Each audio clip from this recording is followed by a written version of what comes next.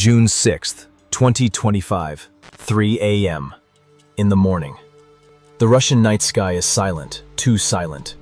No transport planes overhead, no distant hum of bombers preparing for launch.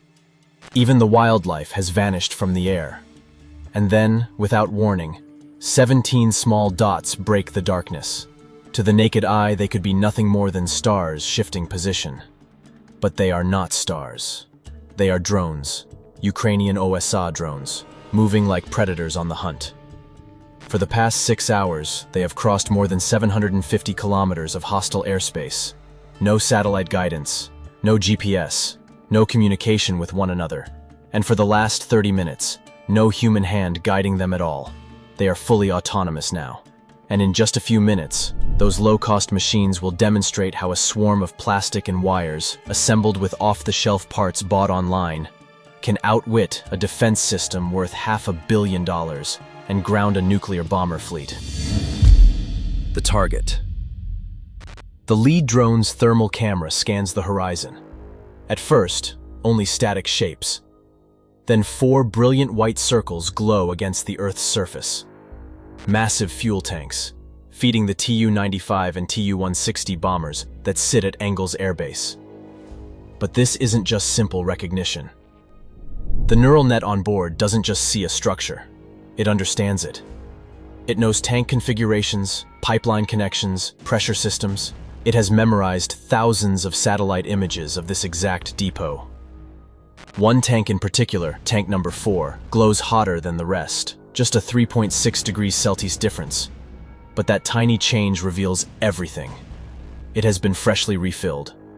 Maximum vapor pressure, maximum volatility, maximum destruction. And here is where the swarm becomes frightening. Every single one of the 17 drones runs the same analysis independently. They share nothing, no voting, no central command. Just 17 separate machines arriving at the same deadly conclusion. Target, tank number 4. Each drone adds its own ID to the attack plan, assigning itself an approach vector offset by 5 degrees. Perfect overlap for maximum blast effect, yet just enough space to avoid mid-air collisions. Like wolves circling, the swarm prepares for the kill. Final approach. The SIM cards hidden inside their frame still cling desperately to Russian cell towers. 1 bar of signal remains, but within 30 seconds, when they dip below 50 meters, that last connection will break. And then the operators back in Kyiv will no longer be pilots. They will be spectators. Each drone is guided by a Chinese flight controller, an $89 knockoff from AliExpress. Yet each one runs advanced collision avoidance calculations 10 times per second. Ultrasonic sensors project a protective bubble around every aircraft.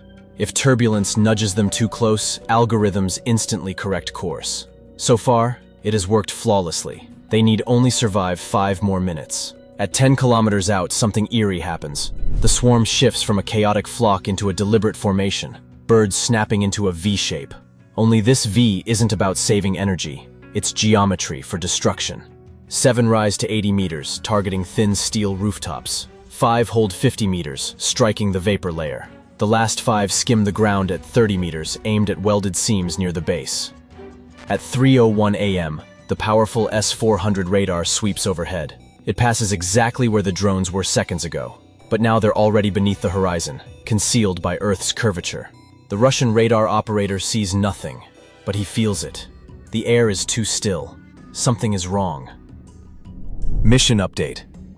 If this story matters to you, power it forward. We're pushing to 100,000. Hit subscribe, tap the bell, and drop a like. Tell us where you're watching from. Comment your country below. Enjoy the rest of the video. Back to the mission in 3, 2, 1. Autonomy engaged. Inside the lead drone, a simple countdown reaches 0. Autopilot assumes full control. No override, no human abort, no jamming signal powerful enough to confuse it. The command is simple. Nose down. Maintain 42 meters per second. Strike tank number 4. Detonate on impact.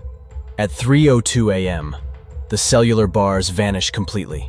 17 drones are now autonomous war machines, each with a mind that cannot be reasoned with, bargained with, or stopped. except by destruction. The defenses. Between them and their target stands one of the most advanced air defense networks on Earth. An S-400 battery, 3 kilometers northwest of the depot. Capable on paper of intercepting ballistic missiles in space, stealth fighters at 400 kilometers, and cruise missiles hugging the terrain. Its fire control radar radiates enough energy to cook a bird mid-flight. But physics doesn't care about Russian brochures. At 50 meters altitude, detection range plummets. Instead of 400 kilometers, the radar can only see 20. And tonight, thanks to ground clutter, urban interference, and thermal inversions, it's even less. The system cycles through its library. F-15 Eagle, check. Tomahawk missile, check. But a plastic drone the size of a backpack? The algorithm dismisses it as noise, low priority, possibly even a bird. Closer in, 4 Pantsir S-1 units ring the base. Each costs $15 million. Each bristles with cannons and missiles. Marketing videos show them shooting down cruise missiles effortlessly. But in reality, they struggle against targets this small. The drone's radar cross-section is 1/10 the detection threshold. Engaging them is like trying to spotlight a mosquito with a floodlight. As for Russia's GPS jammers, pointless.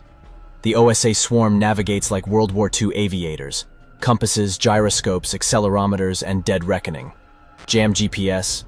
The drones don't even use it. It's like bringing a computer virus to a knife fight. Contact. 3:03 a.m. A radar operator on a Pantsir display freezes. A flicker, a faint contact, then another, and another. He switches to thermal. What he sees makes his blood run cold.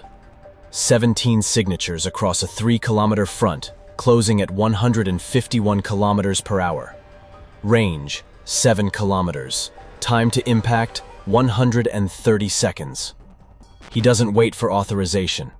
He slams the auto-engage. A missile erupts from its tube, streaking toward the first drone. Mach 2.8 in seconds. But the lock wavers. The target barely exists on radar. At 2 kilometers, the proximity fuse refuses to detonate. The warhead streaks past, missing by 3 meters. The drone rocks in the turbulence, but keeps flying. Another launch. Another miss. The drones climb and dive unpredictably, executing maneuvers designed to confuse missile logic. Cannons roar, tracers blazing golden arcs through the night. But hitting a quadcopter at 3 kilometers is like throwing darts at fireflies. Most rounds self-destruct harmlessly.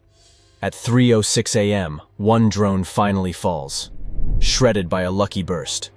But 16 continue. The swarm doesn't hesitate. It doesn't mourn. It simply recalculates. Impact. 3:08 a.m. The first drone slams into tank number 4. Its shaped charge bores through 8 millimeters of steel and detonates deep inside the vapor chamber. The result is catastrophic. The roof lifts off like a steel frisbee, spinning 200 meters before crashing down. The walls peel back like paper. 2,000 tons of fuel ignite in an instant.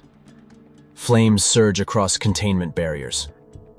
Pipes rupture like fuses, carrying fire into neighboring tanks. Another drone impacts tank number 1, then tank number 7, then tank number 12, each strike precisely staggered, cascading failures by design.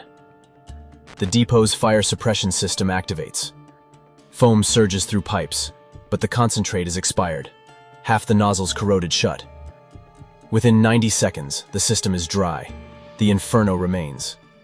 Temperatures climb to 1,800 degrees Celsius. At 100 meters distance, radiant heat alone can ignite wood. Fire crews cannot approach within half a kilometer before their vehicles begin to blister. At 3:18 a.m., tank number 6 undergoes a bleave. A boiling liquid expanding vapor explosion. It doesn't just burn, it detonates. The shockwave shakes the earth.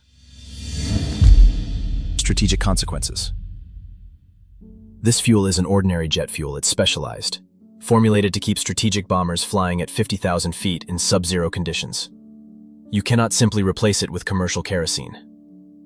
And with just a swarm of drones costing less than a Moscow apartment, Ukraine has struck 750 kilometers into Russian territory, crippling the Tu-160 and Tu-95 nuclear bomber fleet. From Murmansk to Vladivostok, every Russian airbase commander is now thinking the same thought. If drones can fly this far, and Moscow is just 700 kilometers away, what happens next?